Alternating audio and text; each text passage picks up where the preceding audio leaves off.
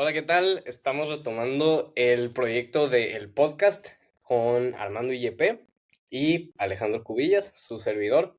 Vamos a empezar a hacer esto de manera ya más recurrente. La idea es empezar a hacerlo de manera semanal y vamos a estar teniendo diferentes formatos para cada semana. Ahí se los vamos a ir platicando. Armando, ¿algo que quieras agregar? Sí, pues la idea es poder ofrecerles contenido informativo y también contenido que es un poquito más interactivo con la comunidad. Ya lo iremos platicando, pero pues potencialmente quizás secciones de aclarar dudas de los usuarios y también apartados de form check en donde ustedes nos manden sus videitos, sus levantamientos, y nosotros dos como entrenadores los analicemos y propongamos potencialmente soluciones a ello.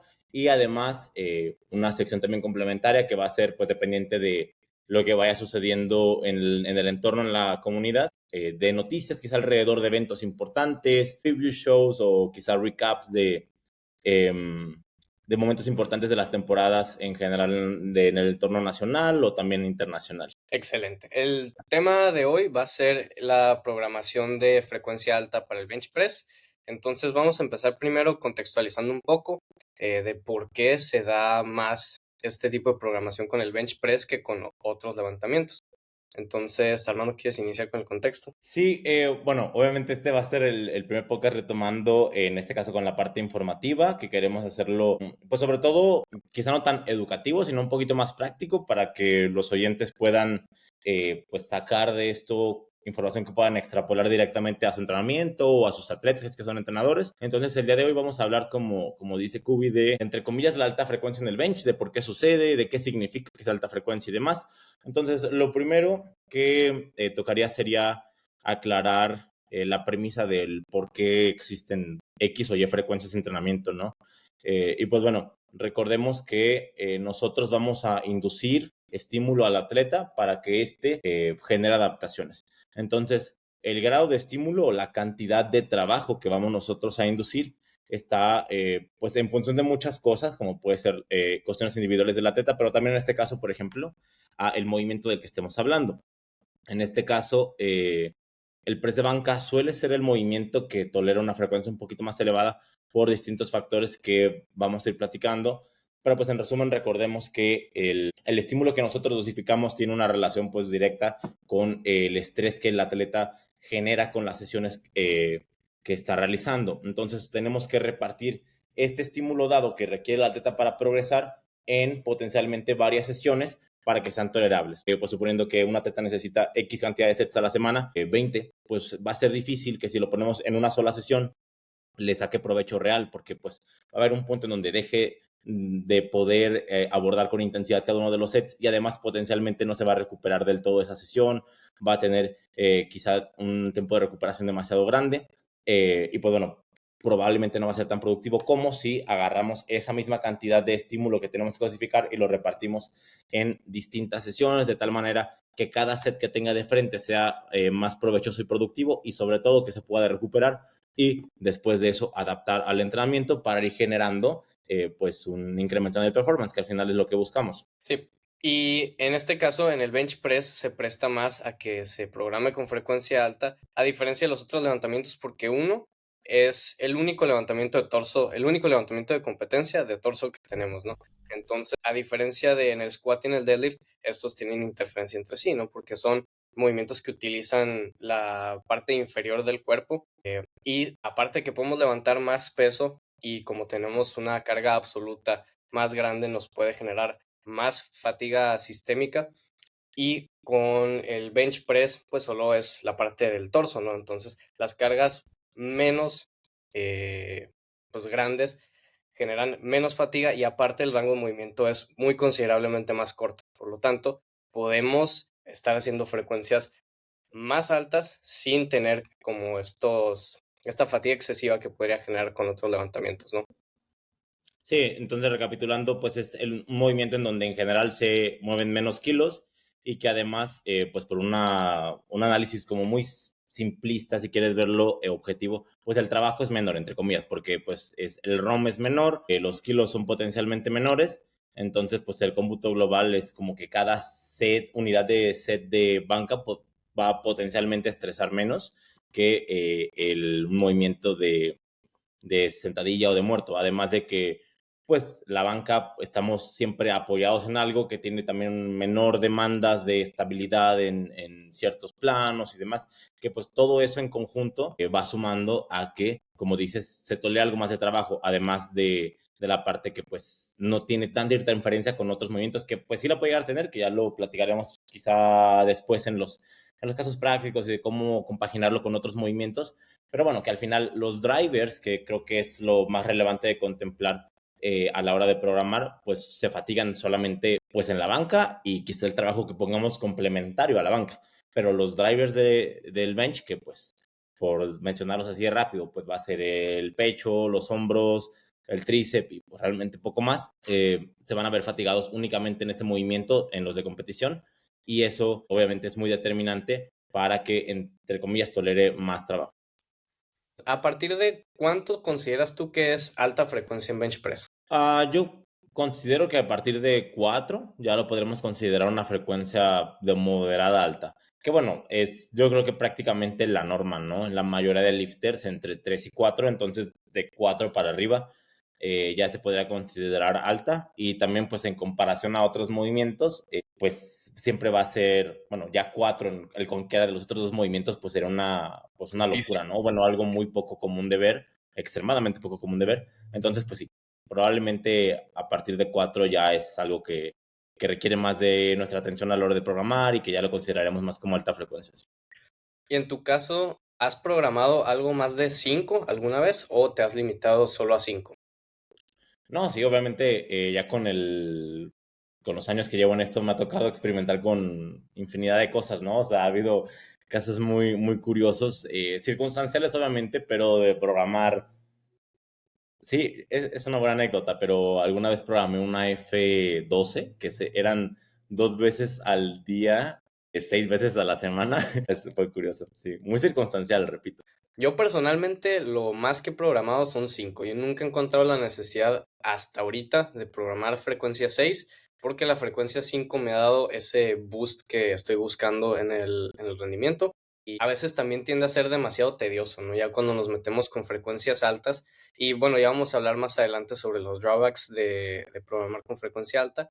Pero personalmente yo solo he llegado así. Entonces, ¿cuándo se debe considerar programar la frecuencia alta en bench press? Sí, o sea, bueno, lo primero es que yo creo que los beneficios tienen una relación directa con las necesidades del movimiento. En este caso, la banca, pues potencialmente es el movimiento técnico, entre comillas, porque bueno, o sea, simplemente pues tenemos que recordar que es el que para empezar tiene más comandos, ¿no?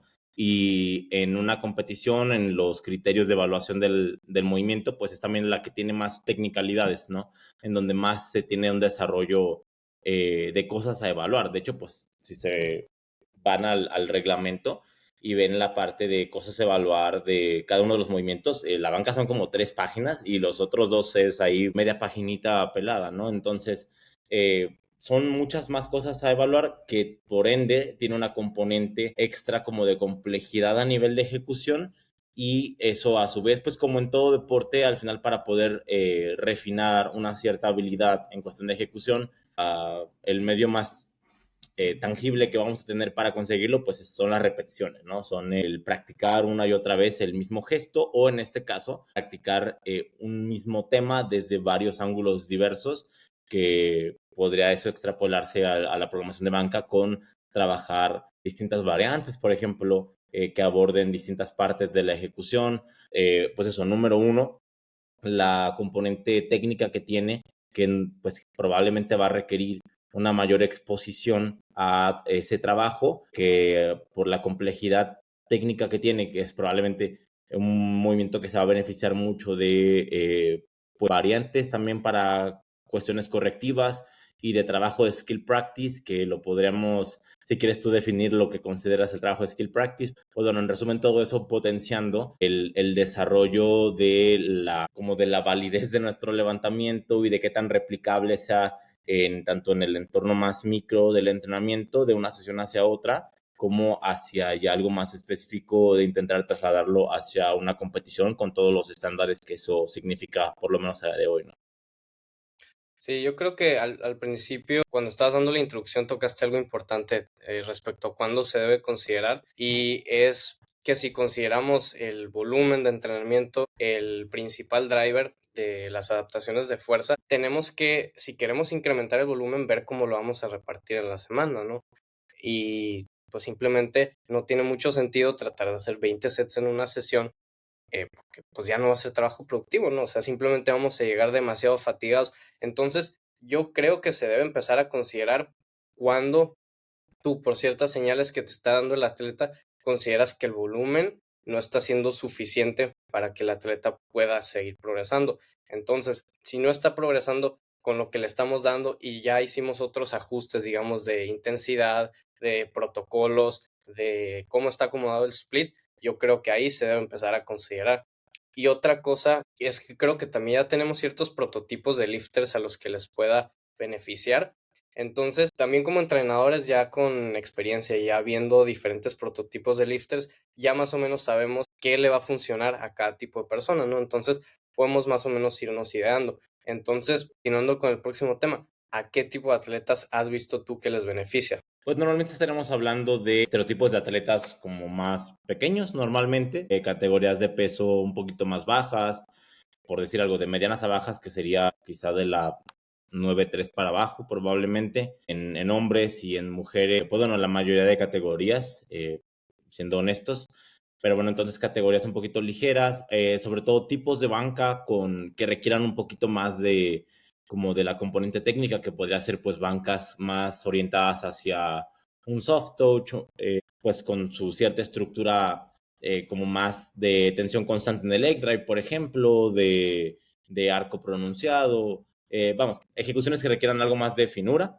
puede ser algo también a considerar, entonces categorías de peso baja, tipos de bancas técnicas y también pues probablemente personas que por unidad de repetición tengan cargas absolutas menores que otro tipo de personas, ¿no? O sea, no va a ser lo mismo programar a alguien que su carga promedio de entrenamiento son 85 kilos por set, por repetición por set, que otro que tira 200 kilos por repetición por set, ¿no?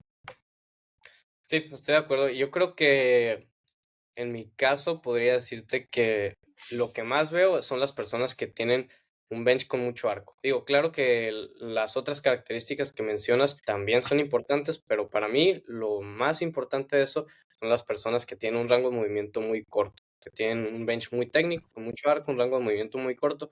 Y yo creo es por lo mismo, ¿no? Que hemos platicado, que simplemente el rango de movimiento forma parte de la distancia viajada de la barra, que es el trabajo, ¿no? Entonces, si estamos haciendo menos trabajo por repetición, pues lógicamente vamos a poder hacer más repeticiones, más series para cierta misma cantidad de trabajo. Entonces, yo diría que para las personas que tienen un bench muy técnico, suele ser una buena estrategia, ¿no? Suele funcionar bien. Ahora de esto, ¿cuáles son los drawbacks que le ves a programar este tipo de frecuencia? Y yo antes de pasar a ese tema, quería hacer una pregunta, o sea, en función del planteamiento que acabas de hacer, que es como más como una pregunta curiosa. O sea, recordando que mencionaste que pues básicamente se resume como la ecuación del trabajo, ¿no? De la distancia que recorre la barra en función de pues la fuerza que tienes que empujar o la cantidad de carga. Y que esto normalmente se refiere a hacer más sets y por ende potencialmente más sesiones, etcétera. Alguien podría llegarse a preguntar, o sea, si el tema es hacer más trabajo, ¿por qué no solo hacemos más repeticiones en vez de más sets y por ende más sesiones? O sea, ¿cuál sería tu respuesta a esa pregunta? Si el tema es solamente el trabajo, que alguien pudiera llegar a pensar eso en función de lo que estamos diciendo, ¿por qué no solo hacemos otras 5 repes en cada set que tenemos y estamos cumpliendo de sobra, ¿no? Con el trabajo en teoría. Ok, yo creo que en estos casos también es algo posible, ¿no? O sea, sí tiene sentido pensar eso. Y en mi caso, yo cuando programo banca de alta frecuencia para este tipo de lifters, usualmente sí utilizo mucho las reps altas, precisamente por lo mismo, ¿no? Porque si estoy tratando de llegar a cierto estímulo con un rango de movimiento muy acortado, pues tenemos que encontrar una manera de hacerlo más eficiente, ¿no? O sea, no queremos tener a nuestros lifters haciendo 15 series por sesión o algo así para que lleguen a un estímulo suficiente.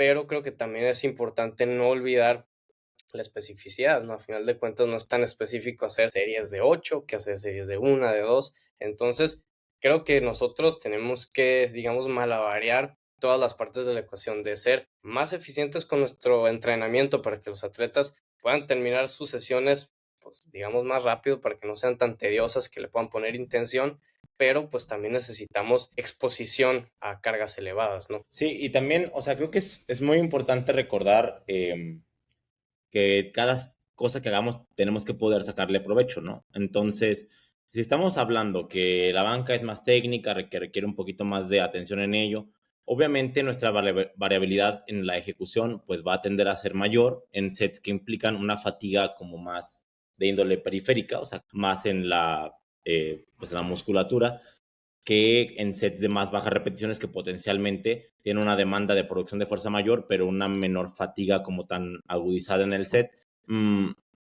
Sí sería, entre comillas, una solución el hacer solo más repes, pero potencialmente serían repes menos efectivas.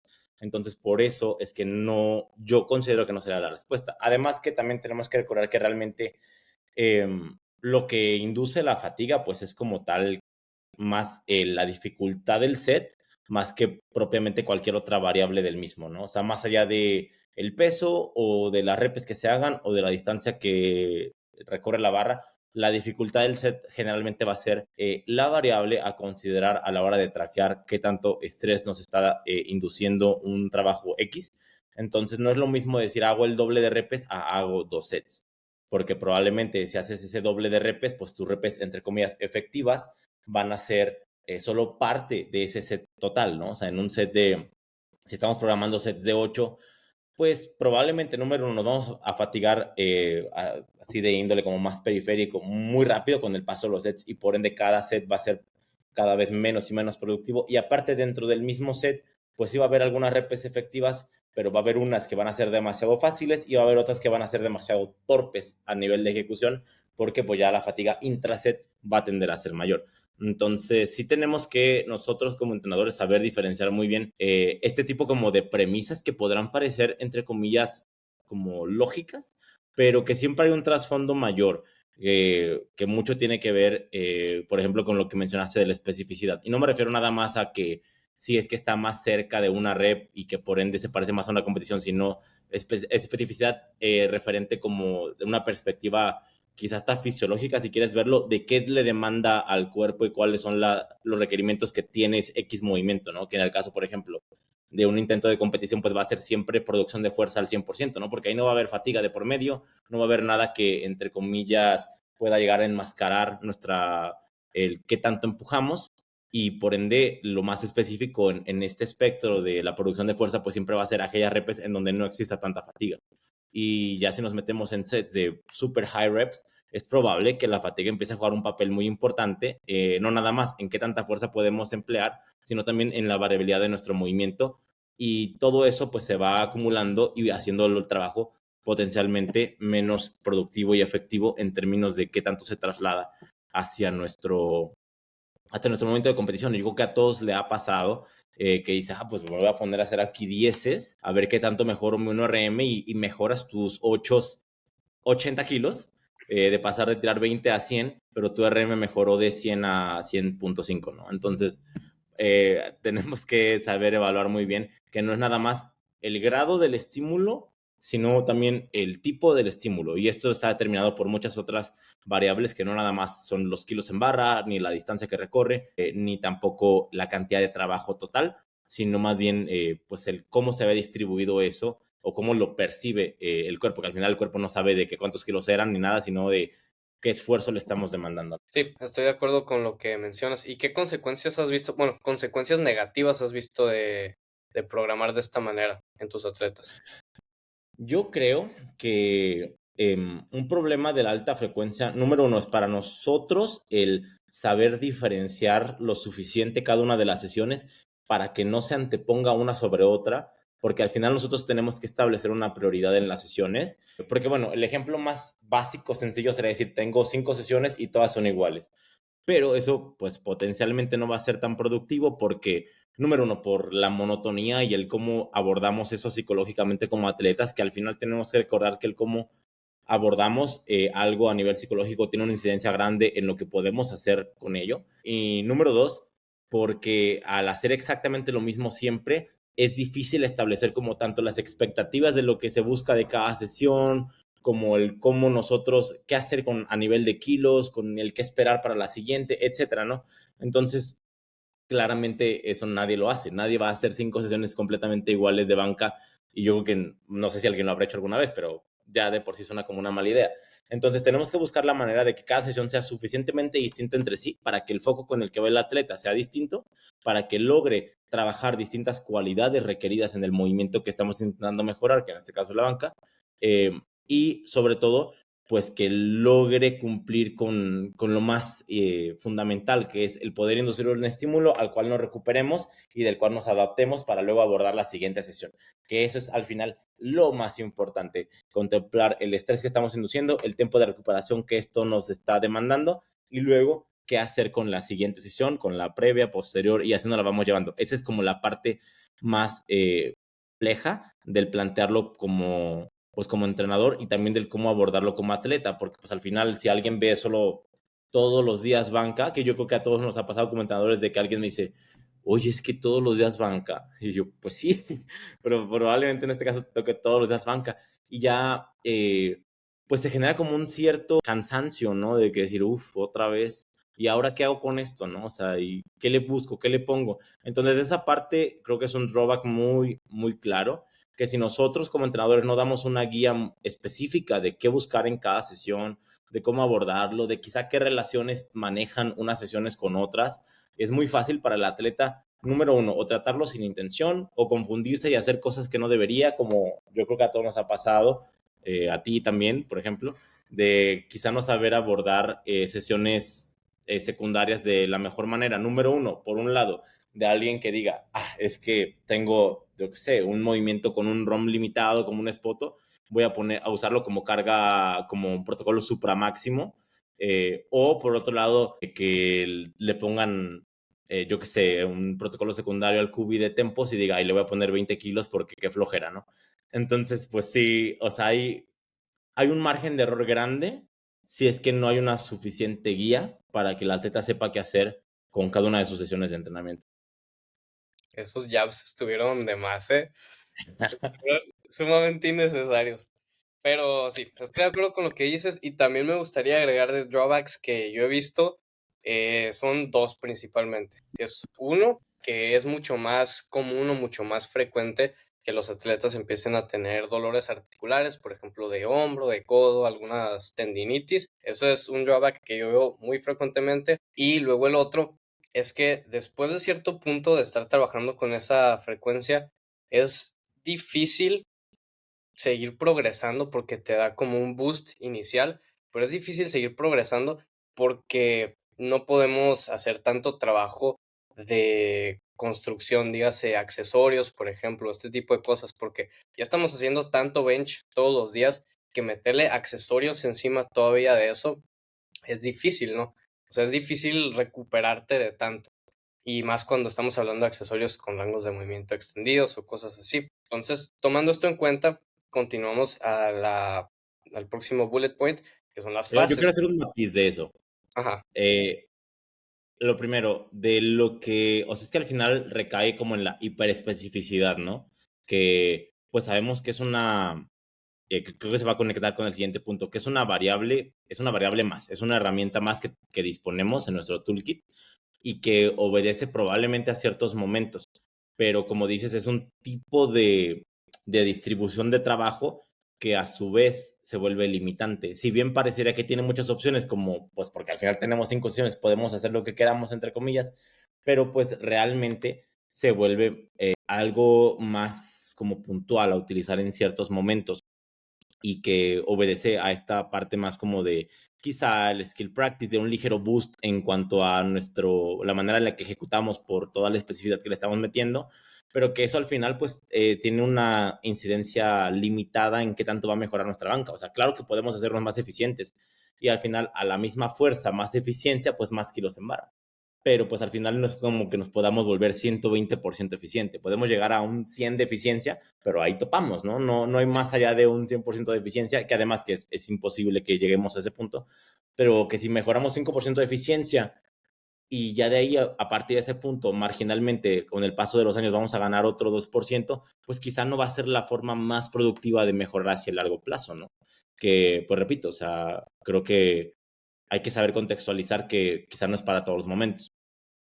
Exacto. Y conectándolo con el próximo punto, dijiste bien, y es que para mí este tipo de estrategias de frecuencia alta funcionan para exprimir tu base. O sea, digamos, si tú ya tienes cierta base de masa muscular, de fuerza, la frecuencia alta realmente te ayuda a exprimir todos los kilos que le puedes exprimir a lo que sea que ya tienes.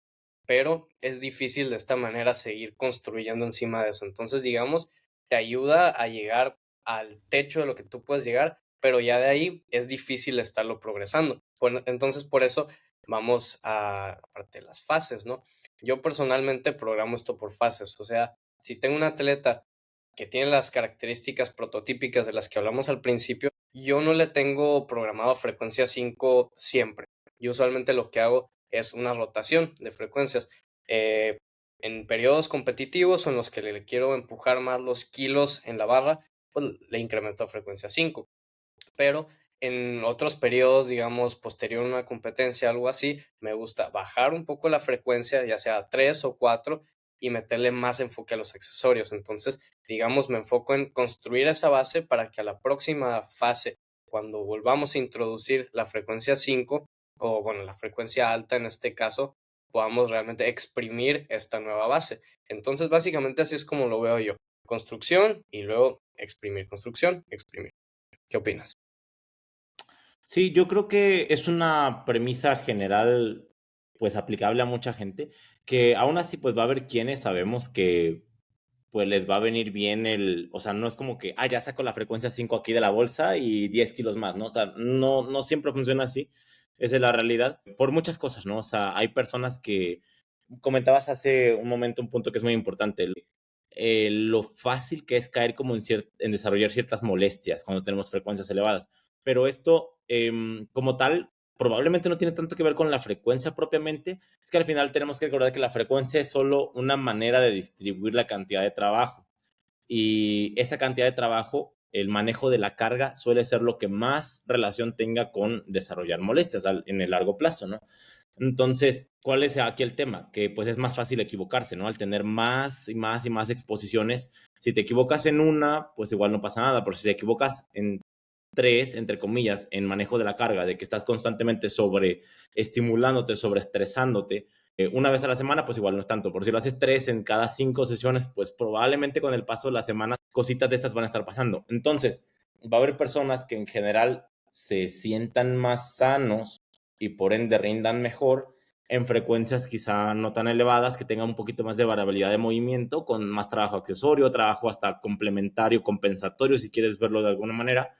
Entonces no es como que tampoco una así regla de que si sacas la F5 es como para darle ese boost de rendimiento. O sea, creo que es, por lo menos, yo sé que tú lo quieres ver siempre como un poquito más estructurado y yo lo veo casi siempre como algo más reactivo. O sea, de que si yo veo que alguien está muy errático en su ejecución, digo, ok, pues aquí saco la carta del F5, no para decir, le voy a poner 15 kilos a su RM, sino para decir, tiene que agarrar el rollo de que tiene que volver a ejecutar bien y para ello exponerlo a más, pues más y más y más reps es una buena idea. No tanto porque quiera y tenga la certeza de que esto va a tener una incidencia real en su RM, sino porque es una herramienta más que para mí es una posible solución a ciertos posibles problemas, como en este caso el que tan fino está técnicamente, el que quizá quiero meter X o Y variantes y pues para ello mejor lo reparto en más días. Entonces sí entiendo el concepto de como de construir y luego capitalizar o concretar.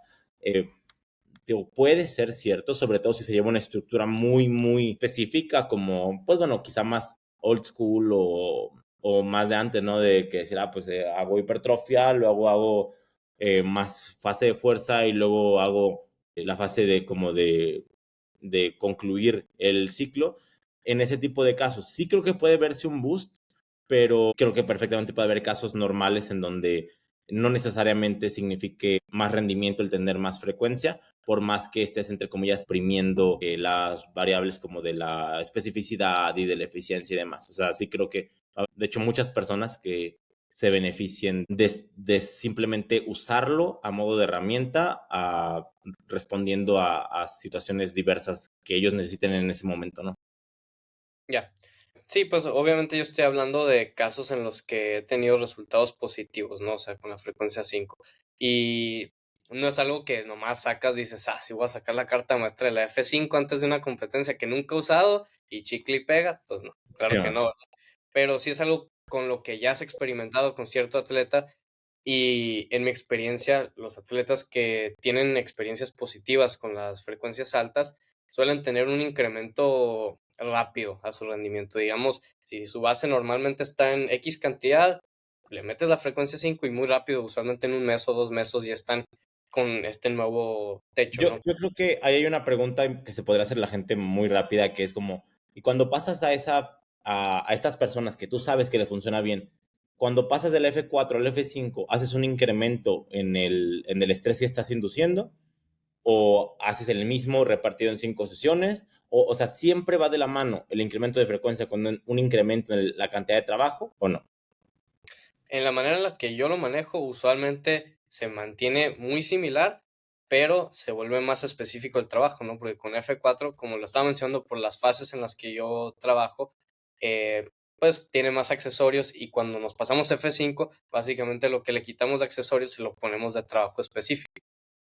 Claro, entonces ese es el punto al que quería llegar, o sea, que no se trata de que solo más y más de todo, sino que a veces es qué tipo, ¿no? O sea, qué tipo de trabajo al que nos estamos exponiendo, que en este caso es pues como un meter a la catafixia, ¿no? El trabajo que tenemos y pasarlo de algo más variadito a algo más específico, que en casos concretos funciona, ¿no? Ese es como el planteamiento del por qué lo manejas tú así.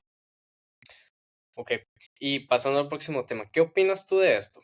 Yo he escuchado muchos entrenadores decir que bueno, que debes exprimir una frecuencia el mayor tiempo posible, ¿no? Digamos de que si estás trabajando frecuencia 2, exprimirla hasta que ya no dé, y luego la frecuencia 3, exprimirla hasta que ya no dé, y luego frecuencia 4, y aplazar la mayor cantidad de tiempo posible, utilizar o entrar en frecuencias más altas porque quemas el cartucho. ¿Qué opinas de este statement? Yo creo que a mí no me gustan ese tipo de statements porque me parecen muy reduccionistas, ¿no? O sea, al final va a la misma premisa que acabamos de aclarar, que es como que contempla que siempre 3 es mejor que 2, que 4 es mejor que 3 y que 5 es mejor que 4. Que eso pues no tiene por qué ser el caso. O sea, yo prefiero verlo más como quizás hasta como tú, de irlo ciclando, o sea, dentro de lo que sabemos que es razonable, porque o sea, mencioné un caso particular en donde puedes utilizar frecuencias altísimas, que ya son cosas más particulares, pero dentro de lo normalmente razonable, que estamos hablando que es entre 3 y 5 sesiones, eso va a ser aplicable a la mayoría de personas. Entonces tampoco es como que tengamos que buscarle a cada una esa frecuencia exacta en donde reacciona mejor, sino más bien ir con el paso del tiempo probando diferentes cosas, irlo aciclando y ver pues dónde está ese sweet spot, ¿no? Y ya, o sea, no creo que tengamos que decir, no, es que atleta nuevo, una vez a la semana bench. O sea, no, podemos saltarnos esa parte, ¿no? O sea, ya tenemos experiencia, creemos de antemano que probablemente podemos iniciar, supongamos, en 4 y no pasa nada. O sea, no es como que desperdiciamos nuestro cartucho de 3 porque quizás ese cartucho no existía, ¿no? O simplemente es más circunstancial de que, claro, he tenido atletas de F5 que en algún momento los pongo a hacer F3. ¿Pero por qué? Por cosas particulares, porque tiene molestias, porque está en un periodo con muy poco tiempo para entrenar, que solo puede hacer 3 días a la semana, que me ha pasado perfectamente, ¿no? De personas que son, no sé, estudiantes de medicina y tienen un periodo pues muy libre de que pueden entrenar y luego tienen uno en el que solo pueden entrenar 3 días a la semana y pues por más que esa persona responda mejor a su F5 y con su cartucho especial, pues probablemente no importa eso si es que no puede entrenar los días o sea, que en teoría debería, ¿no? O sea, pues hay que ponerle sus 3 días y se acabó. No creo que haya que rebuscarle demasiado y tampoco hay que preguntarnos si es que eso estamos o quemando o desperdiciando algo. Porque sí me llega a pasar y me lo han llegado a plantear de, oye, pero es que solo tengo 3 días para entrenar, entonces vale la pena que siga entrenando. Pues obviamente, o sea, por más que hayas hecho F5 en el pasado, si ahorita tienes 3 días, pues 3 días se pueden hacer perfectamente productivos, que quizá no es exactamente lo más óptimo para ti, pero estamos hablando de diferencias generalmente pues ya un poquito más marginales. Al final, lo mencionamos en la introducción general del programa, lo que importa es la cantidad de estrés que inducimos globalmente dentro del microciclo y si la teta se recupera. Y es nuestro trabajo como entrenadores ponernos creativos para poder inducir ese estímulo que él necesita y hacer que se recupere de él y potencialmente generar adaptaciones, sea como sea que se vea eso en la distribución semanal. Sí, a mí personalmente, bueno, estoy de acuerdo con todo lo que dijiste y personalmente se me hace absurdo pensar eso de quemar cartucho dentro de un cuerpo humano. No me hace sentido pensar, si utilizamos la frecuencia 5 demasiado pronto, significa que ya, lo quemaste y nunca más va a funcionar y tienes que hacer frecuencia 6, frecuencia. Simplemente no tiene sentido, ¿no? O sea, ¿por qué no lo puedes usar cuando un atleta, digamos, todavía no tiene un nivel tan alto, pero cumple con dentro del prototipo de atletas a los que sabemos que les funciona? ¿Por qué no? O sea, ¿por qué no usarlo? Y después de un momento en el que, digamos, ya se vean las cosas un poquito más estancadas, lo podemos reducir, le metemos más a los accesorios. Hay muchas cosas que podemos hacer, pero se me hace absurdo pensar que nomás porque lo usamos demasiado pronto y ya mágicamente no va a funcionar nunca más, ¿no? Entonces, se me hace un statement absurdo. Y Y eso bueno, no significa que, o sea, el reducir de frecuencia, por ejemplo, no significa que vas a progresar menos necesariamente. O claro, sea, al final, además tenemos que recordar que la manera en la que evaluamos el cómo progresamos no es nada más, por ejemplo, con los kilos de un single, por decir algo, ¿no? O sea, hay muchas maneras de evaluar el progreso y tenemos que recordar que para potenciar el progreso a lo largo de una carrera de un atleta, pues hay distintos medios por el cual podemos hacerlo y para esos distintos medios hay distribuciones de tipos de trabajo que se acomodan mejor a unos o a otros y está bien, o sea, no por regresar a una F3 significa que estamos ignorando completamente el progreso, que lo estamos dejando de lado, no tiene que ser así, entonces pues no, o sea, yo creo que en cada momento se puede optar por una cosa diferente y es circunstancial y no necesariamente es o mejor o peor.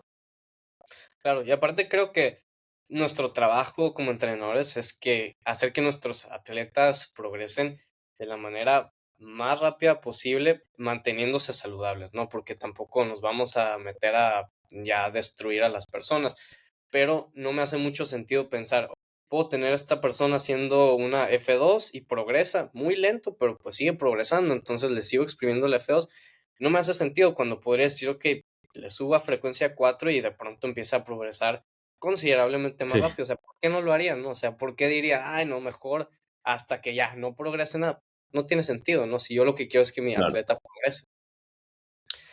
Ok, y ya para cerrar con esto, quiero que hablemos brevemente y como de manera muy general de cómo programarlo. No quiero tampoco que nos adentremos demasiado porque creo que nos podremos extender mucho, pero de manera general, ¿cómo lo programas tú? O sea, ¿cómo acomodas el split? ¿Qué tipo de protocolos utilizas en cada día? ¿Usualmente lo haces muy similar para todas las personas o no? Ok, bueno, aquí creo que lo primero que tenemos que preguntarnos es cómo vamos a jerarquizar los entrenamientos, ¿no? O sea, cómo van a ir distribuidas las prioridades de los días. Pues va a depender mucho, sí, de la frecuencia y del grado de estímulo que tengamos que dar, pero también va a depender mucho de la intención con el que estemos programando cada entrenamiento, ¿no? Entonces, una vez definamos esa jerarquía, o sea que, pues bueno, estamos hablando de cuál es la sesión primaria, cuál es la secundaria, cuál es la terciaria, si es que hay más de una secundaria, etcétera, etcétera. Una vez establecemos eso, creo que todo se va como que alineando un poquito más. Entonces a mí, pues en general siempre me gusta como primero establecer la estructura de decir, la primaria va aquí, la secundaria va acá, en el orden del el microciclo, y en función de ese ordenamiento, pues ya después tenemos que ubicar cuál es el grado de estímulo que tenemos que dar en cada sesión y a partir de ahí pues empezamos a escribir los protocolos, ¿no? Pero entonces es eso, o sea, primero jerarquizar, luego ver más o menos cuánto estrés va a tener cada sesión y a partir de ahí, dependiendo del momento en el que estemos de la temporada y demás, se va a ver los protocolos de una manera u otra, o sea, porque al final una F5 de un bloque previo de la competición probablemente se va a ver diferente que esa misma F5 de una temporada de off-season, ¿no? Que puede existir, o sea, no es como que off-season no es imposible hacer F5, no, pues puede ser, o sea, no hay tampoco por qué no hacerlo, pero sí probablemente se va a ver algo diferente, ¿no? Entonces, normalmente intentamos que la sesión primaria pues coincida con la sesión más específica, que pues ya todo esto es 100% a juicio, ¿no? De lo que queramos hacer en cada momento. Pero bueno, normalmente buscamos que la primaria tenga la mayor especificidad y así sucesivamente, que la secundaria, la posterior y así nos la vamos llevando. Yo generalmente, si es que son más de 4 sesiones, tengo más de una sesión de cada prioridad. O sea, va a ser difícil que yo diga 1, 2, 3, 4 y 5 en prioridad. Yo No casi sé, siempre tengo... Sí, área. es que bueno, ya establecer una quinta jerarquía de prioridad pues ya se vuelve un poco absurdo, ¿no? O sea, porque ¿cuál es la diferencia entre la quinta y la cuarta? Entonces yo digo generalmente En la quinta, primaria, luego... campus live y ya. ¿Eh? En la, en la, en la primaria son puros singles y en la quinta puros flies. Sí, exactamente, o sea, ya se vuelve un poquito absurdo, ¿no? Entonces yo por lo menos me gusta dejarlo como... La primaria casi siempre va solita, ¿no? O sea, si es un número impar, la primaria va solita casi siempre. Si es número par, pues suele haber como, pues eso, va por pares, ¿no? De que 2 primarias, entre comillas, y 2 secundarias. Si son 5 sesiones, primaria, 2 secundarias y 2 terciarias. Ahora, yo normalmente, por ejemplo, son 4 sesiones, ¿no? Sí, 2 primarias y 2 secundarias, pero en las primarias establezco una como subjerarquía entre una y otra, que es primaria A y primaria B. Ahora, alguien se podría preguntar, ¿cómo es que vamos a jerarquizar las sesiones en función de qué? Producto comercial, eso lo desarrollé muy a profundidad en la clase que acabo de, de sacar con Gameday, pero en resumen, la manera como más razonable de jerarquizar las sesiones es en función de el grado de estrés que nos están induciendo. O sea, básicamente, cuál es la demanda de recuperación de la sesión. Y eso lo podemos medir, pues, cual sea que sea nuestro medio de cuantificación del volumen o de la cantidad de trabajo. Puede ser por este index, o lo podemos ver de manera bien como muy simplista de cuántos días nos toma recuperarnos de una sesión y demás. Entonces, la primaria va a ser la que más estrés nos induzca, por ende la que más nos tardemos de recuperar, y así hacia abajo, ¿no? La secundaria pues va a ser la que segundo más nos demanda y terciaria.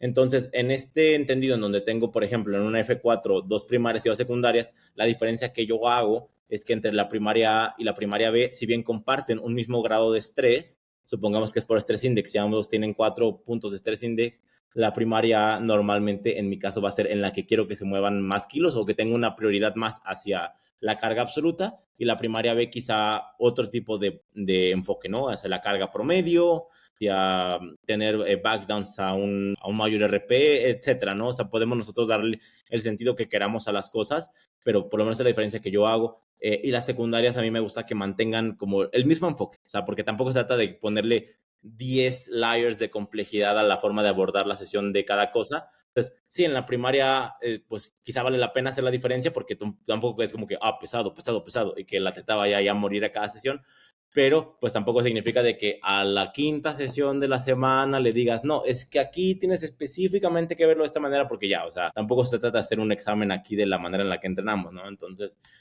así es como a mí me gusta mantenerlo, y por ejemplo, cuando es una F5, pues es como la primaria, o sea, es como la sesión de power, con protocolos seguramente, pues eso, muy de power, un poquito más específicos, y las secundarias, depende del momento de la temporada, puede ser trabajo de competición, en protocolos quizá más enfocados justamente hacia la intensidad promedio, no tanto a la intensidad absoluta, como más de construcción, y puede haber sesiones terciarias de varias índoles, ¿no? Puede ser correctivas, como para primear la sesión primaria, puede ser como de que potencien los puntos fuertes del atleta, ¿no? O sea, como alguien que sea muy técnico, pues quizá un protocolo tempo, algo así, que lo deje como muy fino, o puede ser algo hasta de overload, ¿no? O sea, pueden ser muchas las distribuciones, pero bueno, así me gusta normalmente dejarlo a mí como en circunstancias un poquito más específicas, cercanos a una competición, y en off-season pues ya la cosa puede variar bastante, ¿no? O sea, puede que sí, la primaria pues sea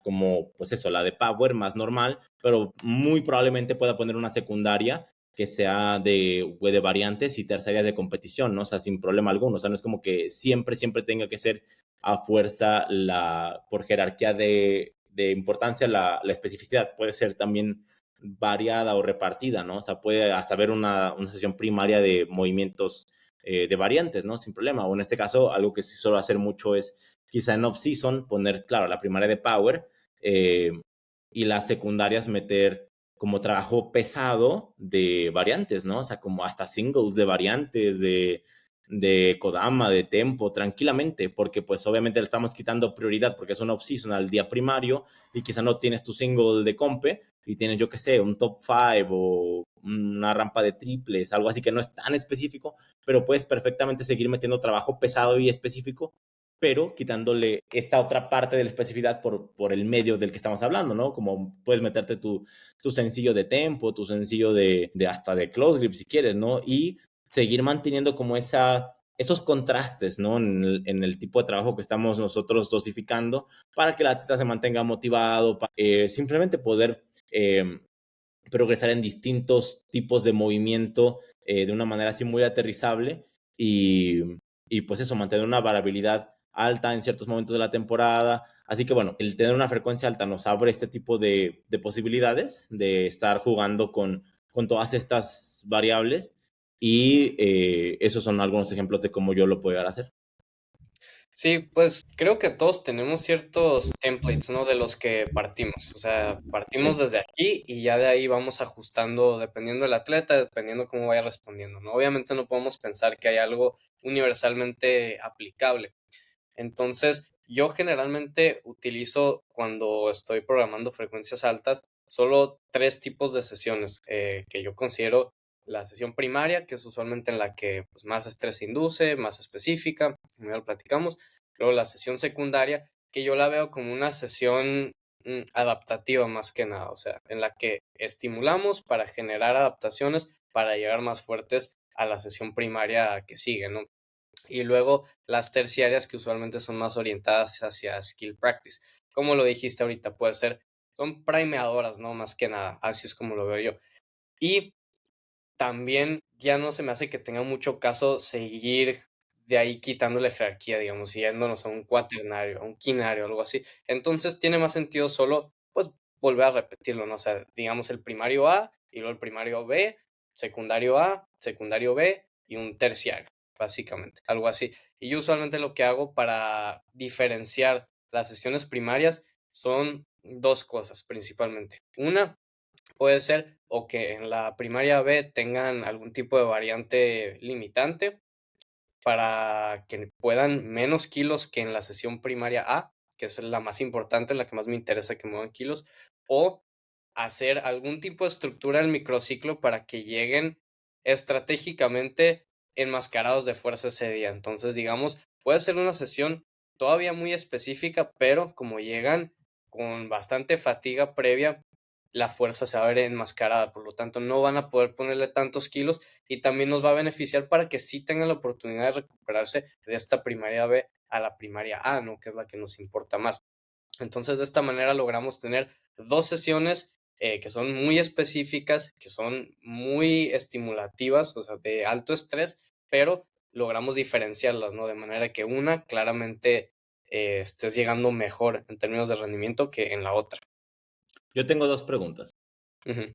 La primera no me respondiste, te pregunté hace rato, que tú qué consideras skill practice y cuál es la diferencia que le ves, por ejemplo, con un trabajo correctivo. Yo skill practice lo veo como tiene que ser trabajo de esfuerzo bajo, o sea, no tan alto, tiene que ser muy específico y usualmente debe ser algo que nos ayude a ser más conscientes de nuestro movimiento. Por ejemplo, mencionaste ahorita que lo estás diciendo un tempo, eso es algo que perfectamente yo uso como skill practice muy frecuentemente. Usualmente son tempos o pausas, cosas de esa índole para estar más conscientes de nuestro cuerpo en el movimiento, estar más tiempo haciendo el movimiento y estar haciéndolo, digamos, de manera relativamente rápida, no sé, que no nos esté costando demasiado, porque ya si nos está costando demasiado, tal vez lo empezamos a cambiar de una sesión de skill practice a algo más estimulativo, más fatigante, y no es lo que estamos buscando. ¿Cuál es la diferencia para mí de eso y una sesión de trabajo correctivo? Que en la sesión de skill practice básicamente busco concientizar, estar haciendo el movimiento bien, el de competencia, que se mueva bien, que se mueva rápido y estar consciente de lo que estoy haciendo. Y cuando estamos buscando una sesión más correctiva, estamos atacando ciertos temas que tiene el atleta específicamente, ¿no? O sea, digamos, si a un atleta le falla X cosa, estamos usando una variante, un protocolo que enfatice ese algo que le falla al atleta para corregirlo, ¿no? Por eso son sesiones correctivas. Sí, que también, o sea, aquí la premisa podría ser que en las sesiones de skill practice, en general, cuando queremos hacer este tipo de trabajo, se tiene que mantener la dificultad lo suficientemente baja como para que no sea una limitante en la ejecución del atleta, ¿no? O sea, ya en el momento en donde ya sea la dificultad o la fatiga intraset empieza a entorpecer el movimiento del atleta, pues ya simplemente no estamos replicando el skill practice que querríamos, ¿no? O sea, porque es como cómo se vería el movimiento del cubi en el caso más óptimo. Eso es básicamente lo que queremos sacar de una sesión de skill practice, ¿no? De que el atleta llegue a la sesión con una sensación X y que parta de la sesión con una sensación Y que sea más cómoda para él, que se sienta sharp, que se sienta, pues en general, fino con su movimiento. Y en una sesión correctiva, pues como dices, seguramente estamos atacando algo más concreto, no tan general, y además, pues siempre que queremos corregir algo tenemos que, pues quizá estimularlo a un grado un poquito mayor para probar qué tan real es la solución que estamos proponiendo, ¿no? Porque claro, o sea, si queremos corregir algo que se presenta en cargas y RPs altos y lo estamos trabajando con RPs 5, 4, pues quizá no es algo tan representativo a lo que pasaría después en un entorno en donde realmente fuese a potencialmente fallar el problema que estamos intentando solucionar, ¿no? Entonces, seguramente, por decir un ejemplo de protocolo, que son skill practice, podría ser clusters de peso muerto al 4, una sesión correctiva, pues quizá puede ser un tempo optimist hasta un RP8 en una rampa, ¿no? Perfectamente. Que ya estamos hablando de un protocolo más demandante, más exigente, pero también con un foco concreto en intentar corregir algo que el atleta esté intentando mejorar. Yo, en lo personal, me gusta dejar las cosas de skill practice más, o sea, hiper específicas. O sea, casi siempre es el movimiento de competición pelón, simplemente en protocolos muy, muy accesibles que no dependan, repito, de la dificultad ni de la fatiga. Y con la fatiga me refiero que difícilmente yo programar skill practice con 5, con 6, con 7, porque ya en ese punto probablemente las repeticiones van a tender a ser, como ya mencioné antes, más variables. Entonces, yo lo mantengo más low reps, también RP bajo y tampoco tantos sets, porque bueno, o sea, al final, si vas incrementando, si haces 7, 8 dobles, pues ya probablemente los últimos ya no son de skill practice y ya también estás todo torpe y ya no, o sea, son protocolos moderados en todo, ¿no? En RP, en cantidad de sets, en repeticiones, hasta en intención, si lo quieres ver, ¿no? O sea, porque queremos practicar, pero tampoco queremos hiper estimular con ese tipo de sesiones, ¿no? Sí, de hecho, por eso me gusta decirles sesiones primeadoras. Sí, dijiste algo bien ahorita, y es que la intención debe ser que salgas de la sesión sintiéndote mejor de lo que estabas cuando llegaste, ¿no? O sea, para que cuando llegues a tu próxima sesión primaria o algo así, que no te sientas oxidado, que te sientas fresco, que no sientas la barra demasiado pesada y que te sientas recuperado, ¿no? O sea, creo que esas son las dos componentes, o sea, que te dejen sintiéndote fresco, o sea, que no te fatiguen demasiado, pero también sharp en términos de ejecución técnica, ¿no? Y yo estas sesiones las suelo programar por porcentajes. Es donde más veo utilidad de las cargas ya prescritas y es para controlar la carga precisamente porque pues si le pongo a alguien a un 4x2 a XRP, no estoy seguro, ¿no? Tú sabes que hay gente que termina por overshootear o hacer cosas, no abordar las sesiones como queremos que las aborde. En cambio, si ya le dejamos una carga prescrita fija, ya sabemos que no, o sea, vamos a lograr lo que queremos lograr, ¿no? Y usualmente estas sesiones no las progreso tanto como otras sesiones, ¿no? O sea, yo solo busco un estímulo muy puntual y mantenerlo relativamente constante a través del mesociclo y ya, porque solo estoy Sí, buscando práctica, no estoy buscando estímulo. sí, exactamente, o sea, porque al final, pues todo se reduce al foco que le queramos nosotros dar como entrenadores a la sesión, ¿no? O sea, pues Si lo que queremos es solo skill practice y le ponemos un RP dado al atleta, supongamos que de inicio a final del bloque pues, el atleta le pone 30 kilos más a su sesión primaria, probablemente sería un error que le pusiese esos mismos 30 kilos a la sesión de skill practice, ¿no? O sea, por más que esté objetivamente 30 kilos más fuerte, pues no es, las sesiones no se abordan por igual. O sea, hay algunas en las que la prioridad no es progresarla, por más extraño que eso pueda parecer, ¿no? O sea, no todas las sesiones las queremos progresar y es algo a veces difícil de explicarle a los atletas, pero pues depende de qué es lo que queremos obtener de ella, ¿no? O sea, no estamos buscando, suena raro, mejorar demasiado a nivel de fuerza, sino en otro tipo de cualidades. Y para ello sí es probable, tanto para potenciar la recuperación como dijiste, porque no nada más salir sharp, sino es salir sharp, pero recuperado. Porque claro, puedes salir sharp después de tu 10º set y luego llegas al día siguiente bien sore y pues podrás estar sharp, pero vas a estar débil, ¿no? Entonces probablemente no es una buena idea. Hay que buscar ese sweet spot en donde pues estemos consiguiendo realmente lo que estábamos planteando, ¿no? Sí, pues yo creo que ya con esto cerramos este episodio. Me gustó el tema del que platicamos, creo que dijimos varias cosas de alto valor. No sé si quieras agregar algo más antes de finalizar, ahí te veo la cara. Es que te dije que eran 2 preguntas y nada más me dijiste decirte una. ¿Y cuál era la segunda? Es que nos alargamos un poquito. Te iba a decir, o sea, estableciendo que vamos nosotros a determinar la jerarquía de las sesiones y que nosotros la sabemos a la hora de programar. Por ejemplo, mencionaste un caso en donde tenemos una primaria B, en donde la manera en la que nosotros decimos que es B es porque estamos capeando la carga que puede manejar el atleta porque va a llegar a ella menos recuperado, ¿no? O sea, que eso también era algo importante que creo que no mencionamos así como tan conceptualmente, pero nosotros vamos a buscar que la sesión primaria es a la que el atleta normalmente llegue mejor recuperado o con más prioridad en ese aspecto. Entonces, una primaria B perfectamente puede ser una en donde conscientemente lo hagamos llegar menos recuperado, como por ejemplo, ¿cómo? Metiéndole una secundaria antes en vez de una terciaria, por decir algo, ¿no? Entonces, en ese caso, nosotros sabemos por qué lo hacemos, pero ¿tú crees que es importante que el atleta lo sepa? O sea, que sepa específicamente cuál sesión es de qué tipo, porque tú, bueno, obviamente te habrá pasado que supongamos que queremos por alguna razón, la que sea, poner en la sesión primaria B un single, que es un single bajo fatiga o lo que sea. Y el atleta dice, sencillo, necesito tirar all time PR ya, para ayer, en la sesión, en la tercera semana, ¿no? ¿Tú crees que es necesario decirle específicamente siempre al atleta qué tipo de día es y cómo abordarlo? ¿O crees que las cosas deberían darse como de forma más orgánica y simplemente que como que vayan cayendo en su sitio?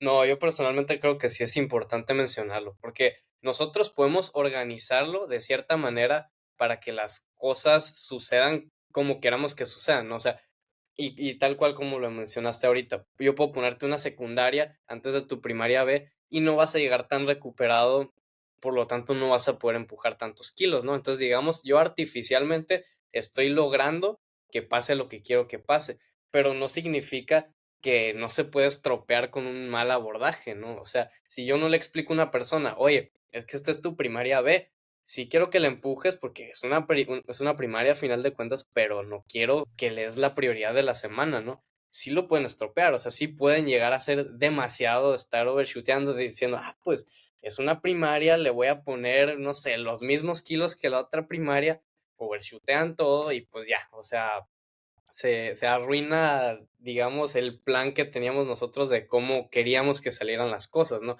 Entonces yo creo que sí es importante mencionarlo, al menos.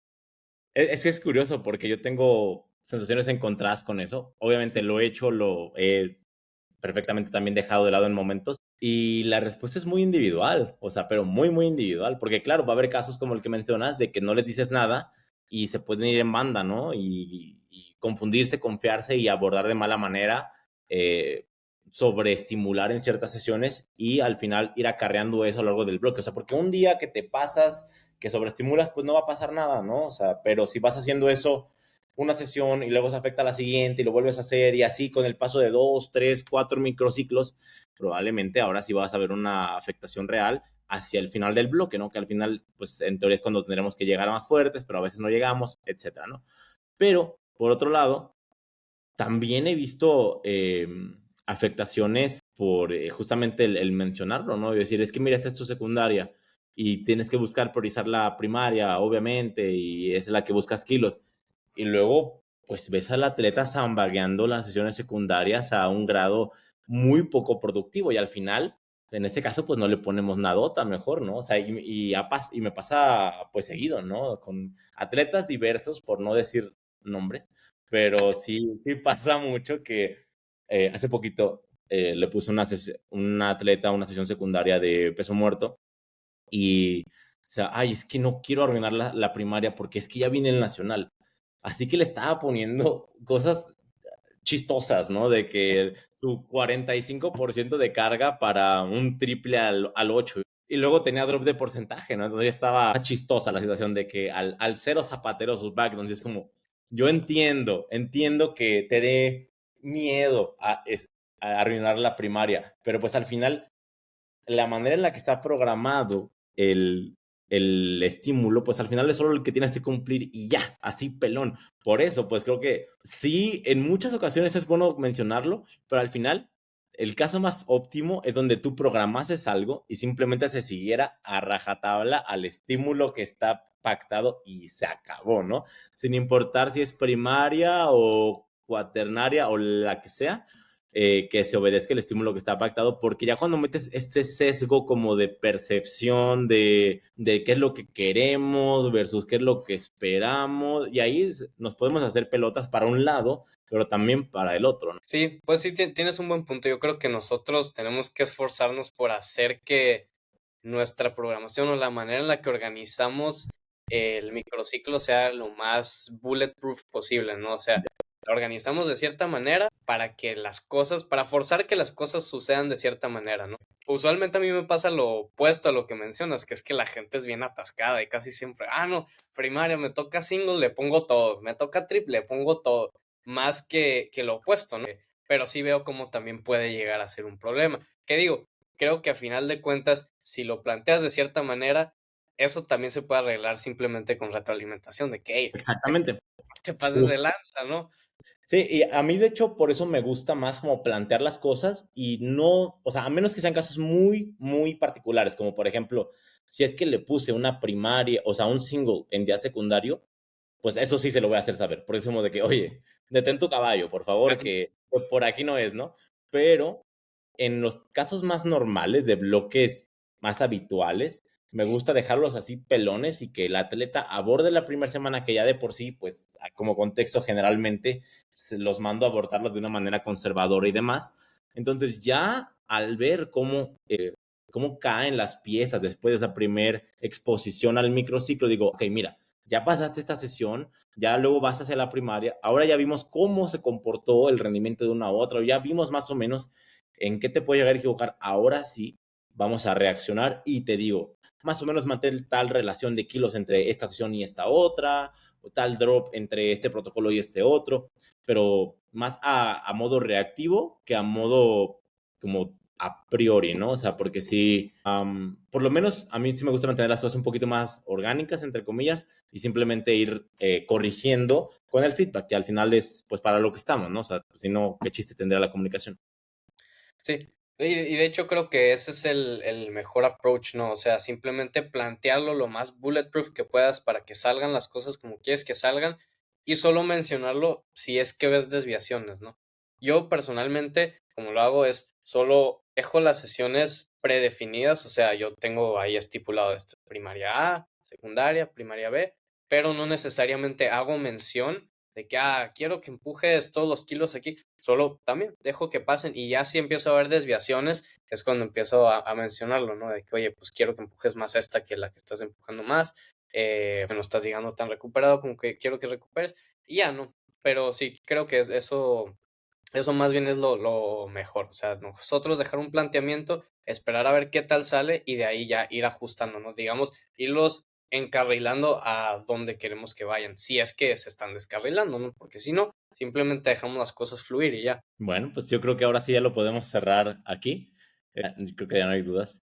Entonces, pues bueno, esta fue el episodio de regreso después de una temporada un poquito extensa de que no hicimos nadota, pero bueno, para los que no estén escuchando en diferido y demás, estamos ahorita a mediados de mayo que acaban de pasar las temporadas de nacionales aquí en México, entonces a priori debería ser una temporada un poquito más tranquila de aquí en adelante, o sea, como más de construcción, los chavos andan en off-season y demás, que bueno, se vienen internacionales, que pues eso también ya lo iremos platicando aquí para varios temas, pero bueno, les estaremos informando de las diferentes secciones que vamos a ir haciendo en el programa, sobre todo para que ustedes como comunidad, bueno, nosotros los podamos ayudar con la parte de los form checks que les mencionábamos, con las dudas que vayan teniendo para hacer programas sobre todo pues un poquito más interactivos, ¿no? Que obedezcan a lo que la comunidad de hoy necesita. Pues sí, un gusto platicar contigo otra vez y con esto cerramos nuestro segundo episodio.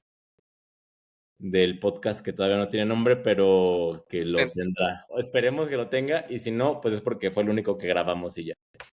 Así es. Bueno, chao.